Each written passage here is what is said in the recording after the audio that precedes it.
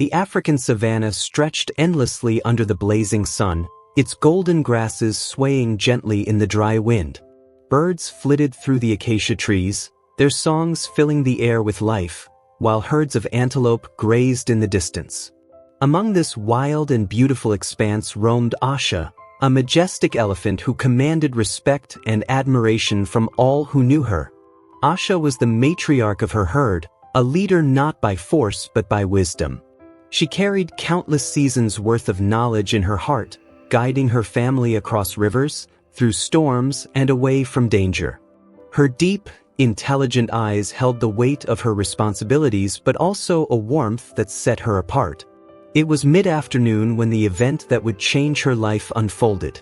The herd had just reached a watering hole, a rare oasis in the dry season. Young calves splashed and played, while the adults drank deeply, savoring the cool relief. But as Asha drank, her ears pricked, catching a sound that didn't belong. It was faint at first, like the cry of a distant bird, but it carried desperation that sent a shiver through her. She paused, her massive body still as stone, and listened intently. The cry came again, carried on the wind, a voice, weak but unmistakably human. Asha's heartbeat quickened. Humans were not strangers to her. She had seen them many times at a distance, and while they often brought danger, she had also sensed their vulnerability. Something told her this was a call for help, and she couldn't ignore it. Letting out a low rumble, she signaled to her herd to stay behind. They hesitated, sensing her unease, but Asha was their leader, and they trusted her. Slowly, she turned away from the watering hole, her massive feet moving with purpose as she followed the sound. The journey was not easy. The savanna was vast and unforgiving, with thorny bushes and hidden dangers at every turn. But Asha pressed on, her ears and trunk guiding her toward the cries. The sound grew louder, and with it came the scent of fear, a mix of sweat, dirt, and tears. Finally, she reached a clearing, and there, in the middle of the open ground, was a boy. He was no older than 7, his small body huddled at the bottom of a deep pit. The hole, dug long ago by hunters, had been forgotten, now hidden by tall grass until the boy had stumbled into it. His face was streaked with tears, his hands bloodied from clawing at the unyielding walls. His voice was hoarse from shouting, and his body trembled from exhaustion. When he saw Asha, his cries turned to silence, his wide eyes filled with terror. The sight broke Asha's heart. She lowered her massive head, her trunk swaying gently, trying to show she meant no harm. Her eyes, dark and wise, locked onto the boy's. There was no need for words. Her gaze spoke of comfort, of safety.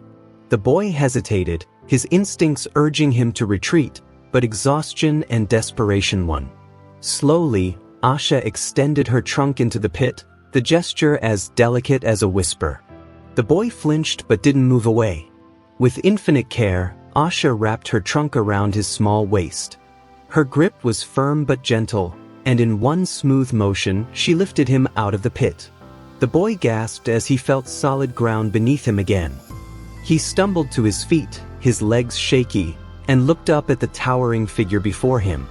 Asha let out a soft rumble, a sound that seemed to vibrate with reassurance. But the savanna was no place for a child. Asha knew predators could be lurking, and the boy was too weak to find his way back. She nudged him gently, urging him to follow her. At first, he hesitated, unsure if he should trust the giant creature. But there was something in Asha's presence, an unspoken promise that he would be safe. Slowly, he took a step, and then another, until he was walking beside her. The journey back to the village was long and treacherous. The sun beat down mercilessly, and the boy's steps grew slower with each passing hour. Asha kept a steady pace, stopping whenever he faltered. At one point, he collapsed in exhaustion. Asha gently nudged him with her trunk, offering encouragement. When the boy could walk no more, Asha knelt down, lowering her massive body to the ground. The boy stared in disbelief as she extended her trunk, inviting him to climb onto her back. With great effort, he managed to clamber up, clutching her rough skin tightly. Carrying the boy, Asha resumed her journey. She shielded him from the sun with her ears and scared off curious predators with a commanding trumpet. As the golden light of the setting sun bathed the savannah, the distant hum of human voices reached her ears. The boy stirred at the sound, lifting his head weakly. They were close. Asha quickened her pace, her powerful legs covering the remaining distance swiftly. The village came into view, and the boy's parents appeared, their frantic search bringing them to the edge of the savannah. When they saw their son atop the mighty elephant, they froze, unable to believe their eyes. Amari, the mother, cried, running forward as Asha gently knelt to let the boy slide off her back. The parents enveloped their son in a tight embrace, their tears of relief soaking his dirt-streaked face.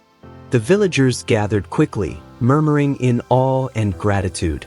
They brought offerings of fruit and water, placing them before Asha as a token of thanks. The boy, now safely in his parents' arms, looked back at the elephant who had saved him. He stepped forward, his small hand reaching out to touch her trunk. "Thank you," he whispered, his voice barely audible but filled with emotion. Asha rumbled softly, brushing her trunk against his cheek before turning to leave. The villagers watched as she disappeared into the horizon, her massive form blending with the golden grasses. For weeks, the story of the elephant's gentle rescue spread far and wide. The villagers who once saw elephants as dangerous now viewed them as allies, vowing to protect them and their habitat. As for Asha, she returned to her herd, greeted by excited trumpets. She never saw the boy again, but she carried his memory with her, a reminder that even in a world divided by species, compassion and courage could bridge the gap.